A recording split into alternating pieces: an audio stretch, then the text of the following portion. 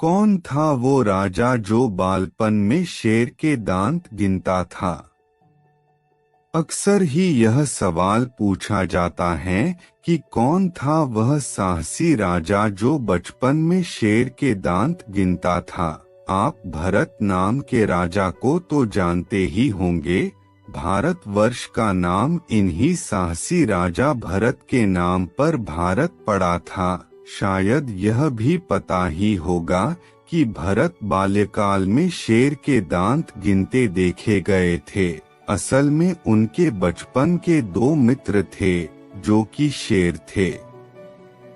राजा जो शेर के दांत गिनता था। जब भरत की उम्र 11 वर्ष थी, उस वक्त उन्हें संपूर्ण ज्ञान उनकी माता शकुंतला के सानिध्य में ही मिला था। वे उन्हें कई श्लोक और व्यवहारिक ज्ञान दिया करती थी।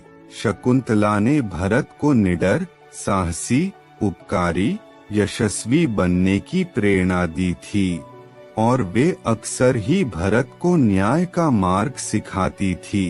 कहा करती थी, कभी किसी निरपराध प्राणी को नुकसान मत पहुंचाना और दुखी जनों की सेवा का कोई अवसर हाथ से जाने नहीं देना। सेवा भाव को सभी मनुष्य अथवा प्राणी के लिए समान रखना। एक दिन भरत जंगल घूमने गए। उन्हें शेर के बच्चे के रोने की आवाज सुनाई दी। जब वे उस आवाज को सुनते सुनते गहरी झाड़ियों को हटाते हुए मध्य जंगल में पहुँचे, तब उन्होंने देखा 5 भालुओं ने 2 छोटे शेर के बच्चों को घेर रखा है। वे अपने माता पिता से बिछड़ गए हैं।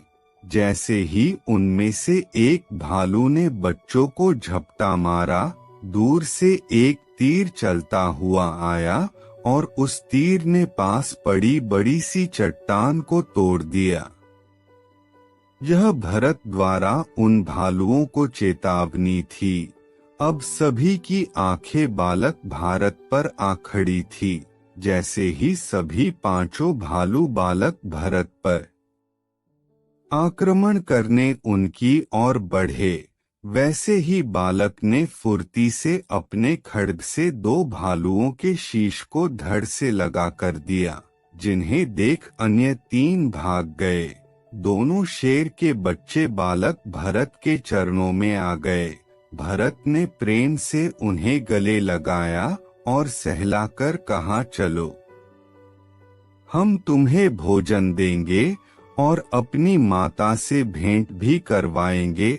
शेर के बच्चों को गोद में लेकर जैसे ही वे मुड़े, पीछे शेर और शेरनी खड़े थे।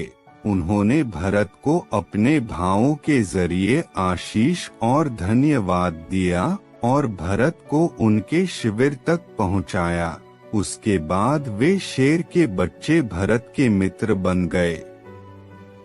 दोस्तों, इससे हमें यह सीखने को मिलता है कि प्रेम और सौहार्द का भाव जानवर भी समझते हैं।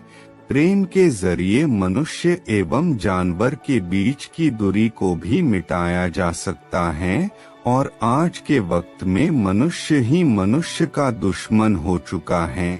न्याय की कोई परिभाषा ही नहीं रह गई है।